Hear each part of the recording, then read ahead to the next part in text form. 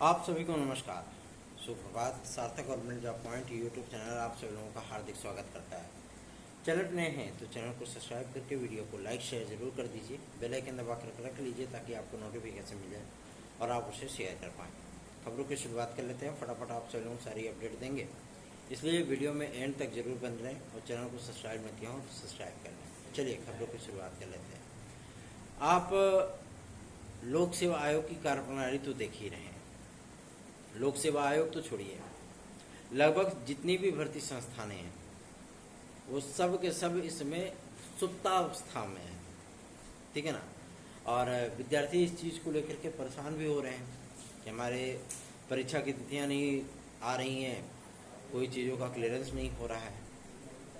आज आप सभी लोगों को मैं बता दूं कि तमाम उन मुद्दों को लेकर के बातें होंगी और आप सभी लोगों की समस्त समस्याओं के निराकरण के लिए पूरी तरीके से हम कोशिश करेंगे कि आपके सभी सवालों का हम जवाब दे सकें। जैसा कि मैंने आप सभी लोगों को बताया था कि जीआईसी और जीजीआईसी कॉलेजेस जितने भी हैं 2200 समथिंग, उन सभी विद्यालयों में जो स्थितियां हैं वो इस समय बहुत ही विपरीत हो चुकी हैं। और बहुत से विद्यालय तो ऐसे हैं जहाँ पे विद्यार्थियों की संख्या शून्य है। क्यों? क्योंकि वहाँ पे अध्यापक नहीं है। और ये बात राजकीय अपर सचिव श्रीवास्तव सर ने भी इस चीज़ को शासन को प्रेषित किया था कि राजकीय विद्यालयों में त्वरित विज्ञापन की आवश्यकता है, शिक्षकों की भर्ती की आवश्यकता है। अगर 2 विषय के अध्यापक हों और 4 विषय के अध्यापक ना हो तो जाहिर सी बात है कोई भी गार्जियन राजकीय विद्यालयों में अपने बच्चों को पढ़ने के लिए नहीं भेजेगा। इसीलिए निजी विद्यालयों में ज़्यादातर जो है छात्र अपना एडमिशन ले लेते हैं। निजी विद्यालयों की भी चांदी है, 1 का 4 का वो फीस लेते हैं। सरकारी विद्यालयों में वही चीज़ें हैं कि पता है क्लास में अध्यापक ही नहीं आते हैं। अध्यापक हो तो तब तो आए। सारी की सारी चीज़ें जो है वैसे ही होती हैं, टूटी फूटी बेंचें, टेढ़ टाण पंखा के पर, है ना, और सारी व्यवस्था एकदम चरल मरल होती है। वही बातें आज आप सभी लोगों को देखने के लिए मिली होंगी। तो क्या ये परिस्थितियां बदलेंगी या ऐसे के ऐसे ही रहने वाला है? तो ये परिस्थितियां आप लोगों की बदलेंगी, क्योंकि अब डीआईएस सहित सभी लोगों को जिम्मेदारियां दी गई हैं कुछ। तो अब इसको भाई वो भी इस चीज़ को बोलेंगे।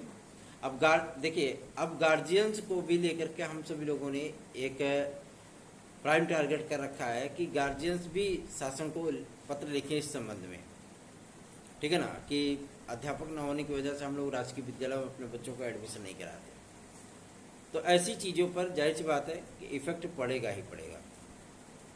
हम लोगों का प्रयास केवल थोड़े बहुत चीज़ों के लिए नहीं होता है। हम लोग गार्जियन से भी रिक्वेस्ट करते हैं कि आप लोग भी शासन को लेटर लिखिए, भाई आप पत्र लिखिए, बाकी पोस्ट हम लोग कर देंगे, कोई दिक्कत नहीं है, ठीक है ना।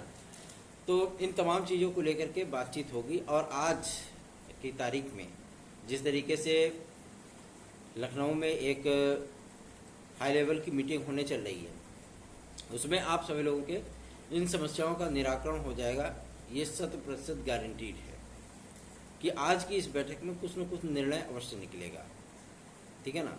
तो आप लोग इसके लिए चिंतित बिल्कुल मत होइए कि भर्तियां आप सभी लोगों की नहीं आएंगी। भर्तियां आप सभी लोगों की यथाशीघ्र आने चल रही हैं। और राजकीय जीआईसी लेक्चरर आदि की जो आप लोगों की वैकेंसियाँ काफ़ी दिनों से पेंडिंग पड़ी हैं, शैक्षिक अर्हताओं के नाम पे, कभी नियमावली के नाम पे, कभी प्रस्ताव के नाम पे, कभी एनओसी के नाम पे, कभी कोई समस्या हो जाती, कभी कोई समस्या हो जाती है। इन समस्याओं का निराकरण यथाशीघ्र होने चल रहा है। तो आप सभी लोग इसके लिए परेशान बिल्कुल मत होइए, चिंतित ना होइए।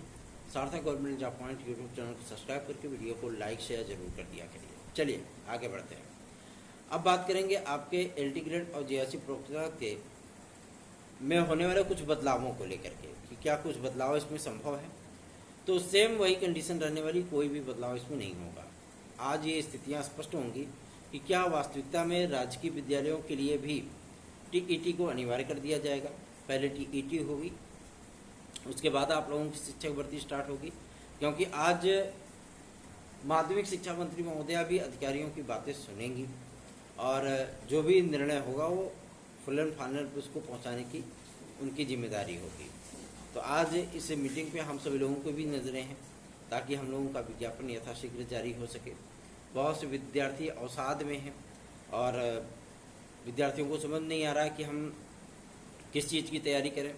मैंने बहुत से ऐसे विद्यार्थियों को देखा है जो कि लगभग 10 साल तक किराए के कमरों में रह करके बेचारों ने तैयारी की और जब अब कोई उनको संभावनाएं नज़र नहीं आ रही हैं तो वो छोड़ करके गाँवों की ओर रुख कर गए या फिर कहीं काम धंधे में लग गए। क्या करेंगे, है ना।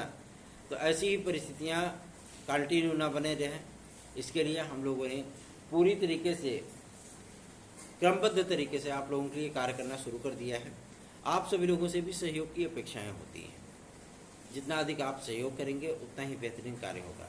देखिए, विपक्षी क्या कहते हैं कि हम इतना ही वैकेंसीज देंगे, ये करेंगे, हम इतनी सीटें इसमें जोड़ देंगे, 69,000 में ये कर देंगे। वो बात की बातें हैं। अभी वो सत्ता में नहीं है इसलिए वो ऐसा बोल रहे हैं। सत्ता में आते ही सबसे पहले वो आँख के अंधे और कान के बहरे हो जाते हैं, ना उनको कुछ दिखाई देता ना उनको कुछ सुनाई देता है। ठीक है, ऐसा नहीं है कि मतलब इसके पहले वो सत्ता में नहीं रहे, 2017 तक वो सत्ता में रहे हैं।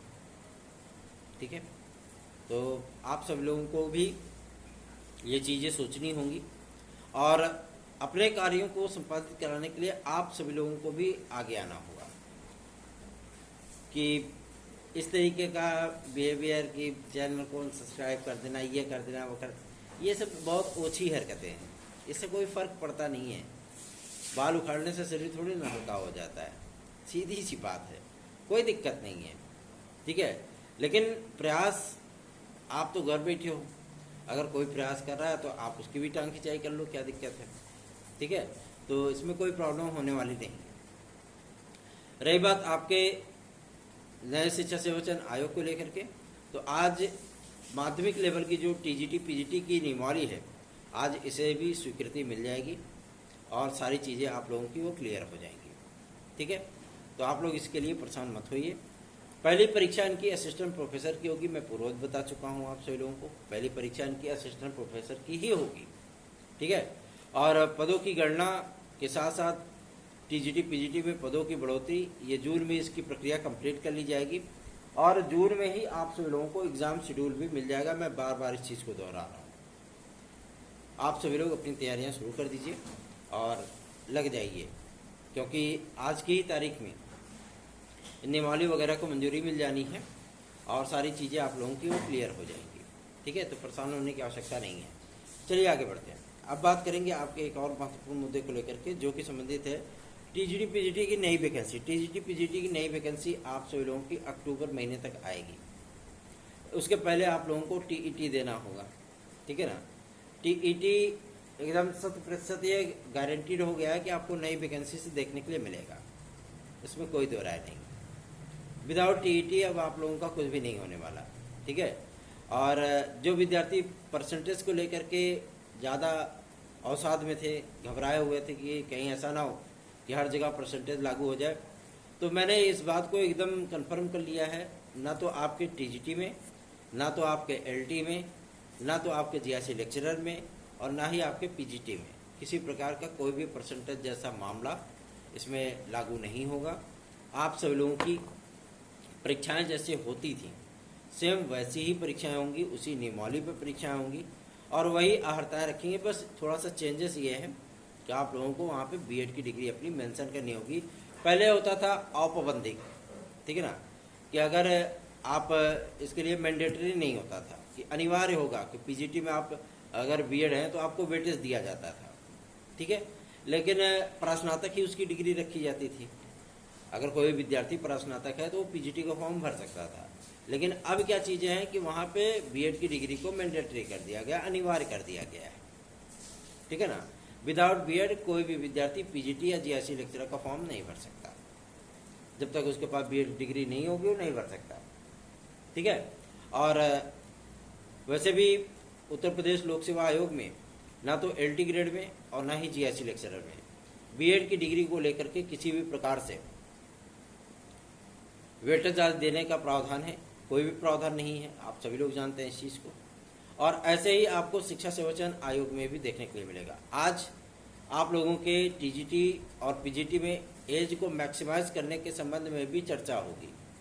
अब ये बात और है कि इसमें मंजूरी मिलती है या शासन इसको डिलाई कर देता है। अगर ऐसी परिस्थितियाँ होंगी तो जाहिर सी बात है विद्यार्थियों को थोड़ा सा सुकून जरूर मिलेगा।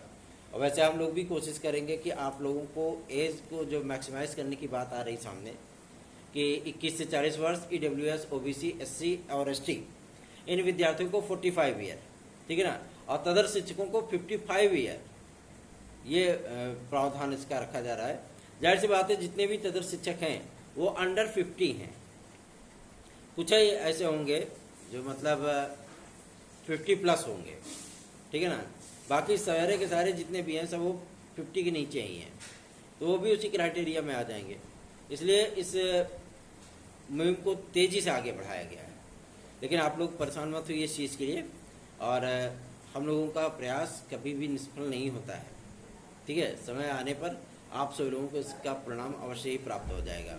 रही बात आपके नई वैकेंसियों के संबंध में, तो अभी तक लोक सेवा आयोग ने अपना कैलेंडर डिक्लेयर नहीं किया है। अब उनकी आज की मीटिंग समाप्त हो जाए तो हो सकता है उस चीज़ का डिक्लेरेशन वो कर दें कि हम RO कब करा रहे हैं, PCS कब करा रहे हैं, ठीक है। वैसे सूचना तो मिल रही है कि RO ही पहले होगी। अब ये तो देखना दिलचस्प होगा कि PCS को ये पहले कराते हैं या RO को। जब तक लोक सेवा आयोग से कोई ऑफिशियल जानकारी नहीं मिलती है तब तक कुछ भी कह पाना संभव नहीं है, क्योंकि अधिकारी कुछ बोलते हैं और उसका परिणाम कुछ निकल आता है ना। तो ऐसी परिस्थितियां बनती क्यों हैं? ऐसी परिस्थितियां इसलिए बनती हैं क्योंकि विद्यार्थी एकजुट नहीं हो पाते हैं। अगर विद्यार्थी एकजुट होकर के जाएं, अपनी मांगों को रखें, तो जाहिर सी बात है उनकी मांगें पूरी हो जाएंगी, ठीक है। बिहार के पूर्व उप मुख्यमंत्री श्री सुशील कुमार मोदी जी अच्छे व्यक्तित्व के अच्छे लीडर थे, इंसान भी अच्छे थे। उनका देहावसान हो चुका है, आप सभी लोगों को पता ही होगा, समाचार पत्रों में। जाहिर सी बात है ये किसी भी परिवार के लिए एक अपूरणीय क्षति होती है, भले ही सामने वाले की एज कितनी भी हो, है ना। किसी अपने को खो देने का जो दंश होता है, जाहिर सी बात है वो बहुत कड़वा होता है, लेकिन यही शाश्वत सत्य है। 9721271385 मेरा WhatsApp नंबर है, आप इस पर हमसे संपर्क करके हमारे नोट्स आज प्राप्त कर सकते हैं। आज आप सभी लोगों के लिए एक कतनिक बूस्टअप वाला प्रयास कि बहुत से विद्यार्थी बूढ़े हो जा रहे हैं, बेचारे ओवरेज हो जा रहे हैं, उन विद्यार्थियों का जो दर्द है वो हम सभी लोग बाकायदा महसूस कर सकते हैं। और आप सभी लोगों से मैं रिक्वेस्ट करूंगा इस चीज़ का कि आप लोग अधिकाधिक संख्या में सपोर्ट करिए। और जो ये बातें आप सभी लोगों को सुनाई जा रही हैं कि उत्तर प्रदेश से भी प्राथमिक शिक्षक भर्ती से B.Ed डिग्री धारक बाहर हो चुके हैं, ऐसी फिलहाल अभी कोई परिस्थितियां नहीं है, क्योंकि जो नियमावली बनाई गई है उसमें ऐसा कोई अभी प्रावधान किया नहीं गया है, ठीक है। और आज इस चीज़ का भी डिक्लेरेशन हो जाएगा कि उत्तर प्रदेश में B.Ed डिग्री धारक प्राथमिक में होंगे अथवा नहीं होंगे, ठीक है ना। क्लियरेंस इस चीज़ का हो जाएगा। तो देखते हैं आज मीटिंग का क्या सारांश निकलता है। जो भी बातें होंगी, जो भी अपडेट निकलेगी, सबसे पहले आप सभी लोगों को सार्थक government job point YouTube channel पर ही प्राप्त होंगी। तो चैनल को सब्सक्राइब करके वीडियो को लाइक शेयर जरूर कर दिया करें। धन्यवाद। आप सभी का दिन शुभ।